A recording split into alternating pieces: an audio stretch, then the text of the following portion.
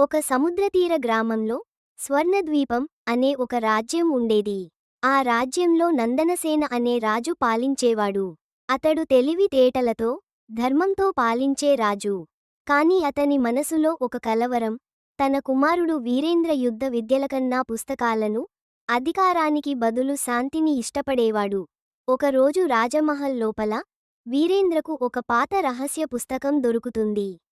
ఆ పుస్తకంలో రహస్య ద్వీపం గురించి, దాన్ని చేరినవారికి లభించే జ్ఞానం, సంపద, ఆధ్యాత్మిక శక్తుల గురించి వర్ణించబడి ఉంటుంది. ఈ కథ విని ఉత్సాహభరితుడైన వీరేంద్ర తండ్రికి తన కోరికను చెబుతాడు. రాజు ఆశీర్వదిస్తూ అతనికి ధైర్యాన్నిస్తాడు. వీరేంద్రతో పాటు ధీర అనే రైతు కుమారుడు కూడా ప్రయాణానికి రెడీ అవుతాడు. ఇద్దరూ వింత అడవుల్లో అడుగుపెడతారు. అక్కడ బంగారు పులులు తిరుగుతాయి. మాట్లాడే పక్షులు వాళ్లకు అద్భుతమైన పరీక్షలు పెడతాయి. ఒక వింత నదిలో ప్రతిధ్వని రాళ్లు వాళ్లను నిలిపేస్తాయి. ధీర తన గ్రామంలోని పురాణ గాథల జ్ఞానంతో పజిల్స్ను పరిష్కరిస్తాడు.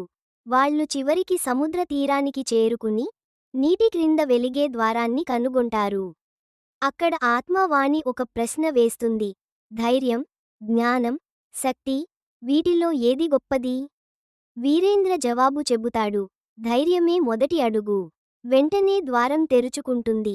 ఆ ద్వీపం స్వర్ణంగా మెరిసే చెట్లతో, తేలే క్రిస్టల్స్తో ఒక శాంతియుత ప్రదేశంగా ఉంటుంది. అక్కడ బంగారం లేదు, కానీ అక్కడి వాతావరణం లోతైన జ్ఞానాన్ని అందిస్తుంది. వీరేంద్ర ఆ జ్ఞానాన్ని ఆకలితో గ్రహిస్తాడు. తిరిగి స్వర్ణద్వీపానికి వచ్చిన వీరేంద్రలో మార్పు స్పష్టంగా కనిపిస్తుంది. రాజు ఆనందంతో రాజ్యం అతనికి అప్పగిస్తాడు. వీరేంద్ర ఖడ్గంతో కాకుండా జ్ఞానంతో, ప్రేమతో, సమతాతో పాలించడాన్ని ప్రారంభిస్తాడు. ప్రజలు ఆనందంతో జీవించేవారు. స్వర్ణద్వీపం అప్పటి నుండి నిజమైన స్వర్ణభూమిగా మారింది.